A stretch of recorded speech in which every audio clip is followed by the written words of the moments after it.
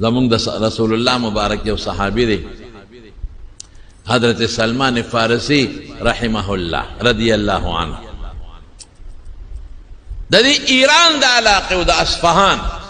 اوس هم په ایران کې اصفهان علاقه شته دې ته به پخوا فارس وي عراق او ایران دا یو علاقه وه یعنی جدا جدا بصره ځان له وه کوفه ځان له وه اصفهان دا ځان له ولایتونو یعنی ځان له ګورنرۍ وي خو دې ټولو ته به فارس وي دا عراق پخوا فارسیانو دی به فارسی کې خبرې هم کولې دا وروستو عرب لاړل او هلته کې اوسېدل حضرت علي رضی الله عنه دارالخلافه هم یوړه ډېر عرب لاړل نو دې ژبه بیا عربي وګرځېدل یعنې دا اصل مخکې فارسیان دی پخپله وایي زه د اصفهان کې د یو کلي اوسېدونکی او زه د پلار نیازبین بچی او پلار مې مالدار و پټی یم او پلار مې بت پرستو آتش پرستو د اور عبادت پې کو اوس هم په دې ایران او په دې اصفهان علاقه کې بعضې آتش پرست شته دی هغې اور بلې او د اور عبادت کوي او زما پلار په هغه آتش پرستی کې هغه حد ته رسېدلی و چې د هغه آتشکدې نګران و لکه د جومات مشر چې وي هغه اور باندې د هغه ډیوټي وه هغه سره خپل لاندې نوکران به و دی ډیوټي وه چې دا اور رانه مړ نه شي د هغې اور نه مري تر قیامته پورې بلې ساتي اور ته خدای ونه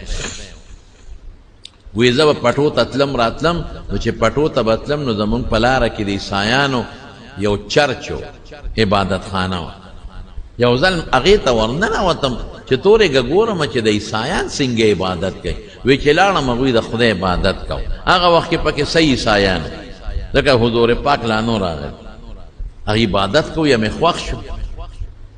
ما ورته وی چې زه خو مجوسي ما د اور عبادت کوم پلار مې مور مې ټول مجوسیان دي هغې دعوت راکړه چې د اور عبادت ولې کوی د خدای نیکبختیان ته راشه دې اور کې ګوته ومنډه تا 20 کاله او 30 کاله د هغې عبادت وکړه نو اوس خو به یارانه جوړه شوي چې عبادت کې نو ګوته به دله نه سوځئ نه ګوته خو سوځئ نو چې دلته سوځئ نو قیامت کې به رسنګ نه سوځئ دا ستاسو عقل وی خیر د هغې هغه دین مې خوښ شو او زه عیسایي شو هغه وخت کې به عیسی علیه السلام ته پیغمبر وی او الله به یو ګڼه او د عیسی علیه السلام ته د خدای زوی نه وي شرک به یې نه کو عیسایي شم چې تلم به بیا به هغه ګرجې ته تلم چې راتلم بیا به راتلمه وی ما ورته وی چې ستاسو مرکز کم ځای دی نو ما ته یې په شام کې یو ځای وښو چې هلته زمونږ مرکز دی لوی مولا ستاسو پادري هلته ناست دی وی ما وی چې ستاسو قافله کله ځي ما ته به وایه نو زه به شام ته ځم بس د دین په طلب کې ما سوچ وکړه چې دا پلار خو دلته ما اوس نه او پلار رانه خبر شو پوه شو شکي شو را باندې چې ته خو دې ګرجې ته دې راځې خلک خو الوی نو پلار را ګیر کړم او ښې ووالم چې ښه ته به د ما پلار نیکه دین پرېږدی او بل دین له به ځې او زه په دین کې کم مقام لرم زه د دې ټولو مجوسیانو مشر یم دا تشکدې چې اور بلیږي د هغې نګران انچارج یم نو ته به بل دین بدلې وی ډېرې ووالم وی پلار را باندې شکي شو چې دې ونه تختی نو دې وتړلم خپو ته یې راله زنځیرونه واچو وی خیر ما خو ویلي و چې دا بادشاهي هم پرېږدم د پلار د کور دا مشري او دا مالداري او دا هر څه نیازبینتوب او زه د الله د دین په تکل کې وځم وی چې قافله شام ته تله هغوی ماله اطلاع راکړه پټه غوندې وی ما هغه زنځیرونه منځیرونه مات کړل او دا هغه قافلې سره لاړم شام دا کور مې پرېښو ګوره د دین دپاره دا سخته شو دا د هغه وخت لا رسول الله مبارک نشته دا د هغه سوچه دین په طلب کې روان دی چې مجوسیت پرېږدم یو الله نیسم او یو عیسی علیه السلام د خدای پیغمبر منم هغې دپاره ما تکلیف برداشت کو پلار مور مې پرېښودل کور مې پرېښو ځمکې پټي نیازبین جون دا مې پرېښو لاړم شام وی چې هلته لاړمه وی هلته یو پادري و هغه سره دیره شوم وی ډېر ښه سړی و ډېر نیک سړی و ما یې خدمت شروع کړه ځکه زه پردی مسافر وم وی اتفاق دا و چې هغه بوډا و مړ کېده وی ما ورته وی چې ته خو وفات کېږې ستا نه پس زه چېرته لاړ شم ټوله قصه مې ورته کړې وه چې دغسې زه مجوسي وم پلار مې مجوسي و او ما عیسایت اختیار کړه وی ما ته یې وی چې زه مړ شم نو پلانکۍ علاقه کې یو بل پادري دی هغه له لاړ شه د هغه خدمت کوه وی چې دی مړ شو او دی مونږ ښخ کړه نو زه هغه بل پادري له لاړم وی ښه سړی نو د خلکو نه به یې پیسې اخیستې ا به یې جمع کولې د ځان نه یې د قصد ازبرګ جوړ کړی او میانځ کې سړی پوره ریاکار او فاسق و خیر بوډا و ډېر زیات بوډا و وی اتفاق دا دی چې دې مړ کېده نو ما د ده نه تپوس وکړو چې ستا نه پس چېرته لاړ شم وی هغه راته یو بل پادري وښو خیر په یو څو پادریانو زه وګرځېدم بوډاګان به پادریان وی اخیري یو پادري له لاړم ما وی چې ته خو هم بوډی او ته مرې ستا نه پس چېرته لاړ شم وی هغه ما ته وی چې زمونږ عیسایت خراب شوی دی اوس څوک عیسی علیه السلام ته خدای وایي او څوک ورته د خدای زوی وایي نو که زه مړ شم نو بس بل خوا مه ځه د آخرې زمانې د پیغمبر انتظار کوه دا هغه وخت دی مونږ ته د کتابونو نه معلومه ده د نښو نه مونږ ته پته ده چې نبي آخر الزمان د آخر زمانې پیغمبر را روان دی دنیا ته بس هغه له ورځه او په هغه ایمان راوړه ما وی زه به یې په څه پیژنم نو ما ته یو څو نښې وښولې وی یو نښه دا ده چې دی به په شګلنه علاقه کې پیدا کېږي او بیا د هغې نه به د کجورو وطن ته هجرت کوي کمې علاقې ته چې هجرت وکړي کجورې به پکې ډېرې او درېیمه دا چې هدیه به قبلۍ او خوري به او صدقه به قبلۍ خو خوري به نه او پنځمه دا چې د دواړو اولو په منځ کې به یو مهر نبوت لګېدل بس وی ما خپل تجارت او کاروبار شروع کړ ما له الله څخه ګډې چیلې راکړې ابا مې سرولې په هغې به مې خپل ګذر اوقات کو او دا معلومات به مې غشتل چې کم ځای به خلک وایي چې د آخرې زمانې پیغمبر راغی ځکه ده ما ته وی راځي به دی پادري وی دا پادري مړ شو ګډې چیلې به مې سرولې وی دې کې یو پروپیګنډا هوا راخوره شوه چې په مکه کې یو سړی دی او د پیغمبرۍ دعوی کړی زه دې علاقه کې چې ځوم یو قافله وه د مکې ما دې تپوس وکړه د کوم ځای وی چې موږ د مکې یو هلکه ما اورېدلي دي چې ستاسو په کلي کې یو سړي د پیغمبرۍ دعوه کړې ده او کړې ده دا کلي م څنګه دی وی هغې وی چې زمونږ علاقه ټولې شګې دي او کاڼې دي بس ما وی یوه نښه خو ټیک ده ما ته خو پادري ویلي چې د کاڼو د شګو علاقه کې به پیدا کېږي علاقه د شګو د کاڼو ده او د هغې نه چې مې تپوس وکړه نو هغه خبرې هم داسې کولې د حضور پاک اخلاقه چې زما یقین راغی چې دا دی نو یې ما وی چې زه ځم مې تاسو به مکې ته کله دی په پلانکې ورځ ما به ځان سره بونه دی وی بلکل بری بوځو هغې روان شي خو به قافلې وې ورو ورو به تلل په لاره به یې تجارتونه کول په میاشتو کې به ځای ته رسېدل وی ما خپله کډه کوډه خپلې ګډې چیلیر سره ونغښتل او روان شوم وسه وی هغې ظالمانو ما سره ډېر ظلم یو ځای کې زما نه ټول سامان واغېسته او زما ګډې چیلې هم قبضه کړې او یې زه ونیوم او په منډی کې خرڅ کړم چې دا زمونږ غلام ما چغې والې چې زه غلام نه یم زه اصیل یم خو خیر نه مې خلکو منله او نه هغوی منله ډېرو زه یو یم خرڅ یې کړم ځکه اوس چې دا خلک هلکان یې غوا کړي او بیا په دې خانه بدوشو خرڅوي خانه بدوش څوک پیسه کوي څوک پیسه کوي او څوک پیسه کوي دقه رنګې دې خرڅ کړم په منډی کې د غلامانو دوا ما په سترګو اوښکې قلارې نه شوې جړا مې شروع کړه چې خدایه داس کم ازمایش کې ګیر شم خدایه ما خو هغه باطل دین پرېښو او سوچه دین مې اختیار کړ او ما خو زه به د آخرې زمانې پیغمبر له ځان رسوم اوس خو پردی غلام یم اوس خو نشم غلام تښتېدی به هم نشو چې کوم غلام به وتښتېد مړکاو به اوس خو زه ته تښتېدی هم نشم خپل اختیار هم د غلام نه چې مالک به ورته وي ودره دې کور نه نوته به ګنې نه به وته او خدمتونه به یې پرې کول خدایه د بادشاه ژوند رانه لاړ د پلار نیازبین ژوند لیوما اوس خو غلام شم پردې خدمت وکوم چې څه قسمت را باندې کوي که زمینداري را باندې کوي که دیاړي را باندې کوي که را باندې کاڼي چلی پردې خدمتګار شو او بل دا چې ما خو دا هر څه د یو سوچه دین دپاره وکړل نو اوس یا خدای دا څه مشکلاتو کې ګیر شو اوس خدا غا پیغمبر ته اخر زمانه نشم رسید پریشان شي ور ان مع العسر یسرا ان مع العسر یسرا سخته سره سانتیا وی تکلیفونو پس راحت وی علا عسى ان تكرهوا شيئا وهو خير لكم تبا یو شی بد گنے غبد خیر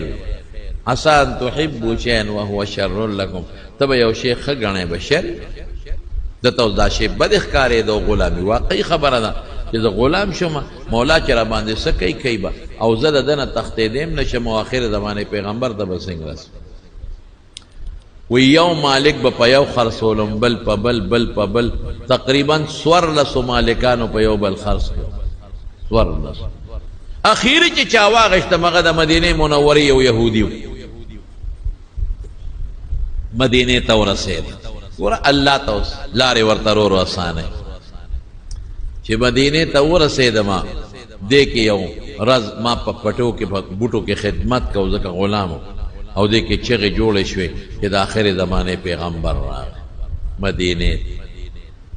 ما چې سوچ وکړ چې دا به همغه ځکه کوي چې لومبی نښم پکې پیدا شوه چې د شګو د کاڼو وطن کې پیدا شوې دی مکه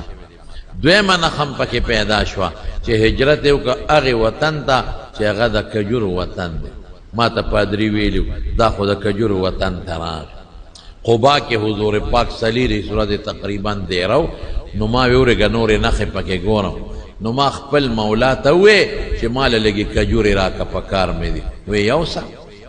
ما سره مینه وه د مولا ما یو تال د کجورو ډک کړ حضور پاک په قبا کې هغه له مې یوړه ما ورته مخې ته کېښو ما وی د الله رسوله دا صدقه د خیرات چې ورته مو ووایه وی ما ته خو پادري ویلي چې صدقه به قبلی خوري به نه ما دا صدقه دا وی کې دا سلمانا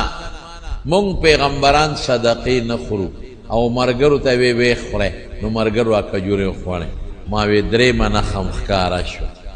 صدقه قبلی مرګرو لورکۍ خوري نه وی بیا مې د مالک نه نورې کجورې وغوښته چې لږ راوې واخله وی کاسه مې ډکه کړه حضور پاک له مې یوړه مخې ته مې کېښوده همقسې قبا کې ما وی د الله رسوله دا کجورې مې درته راوړي دي دا هدیه تحفه ډالۍ ده وی کې د سلمانه مونږ تحفه ډالۍ خورو وی په خپل هم کجورې خوړې په مرګرو یې مو خوړې ما وی پادري چې راته څلورمه نښه کړې وه هغه معلومه شوه ډالۍ تحفه خوري او قبلی اوس پنځمه نښه ګورم چې د دواړو اولو میانس کې به مهر نبوت وی شاته تاویدم را تاویدم غږ خو مې نشو کولی وی حضور پاک را باندې پیش و خیار دی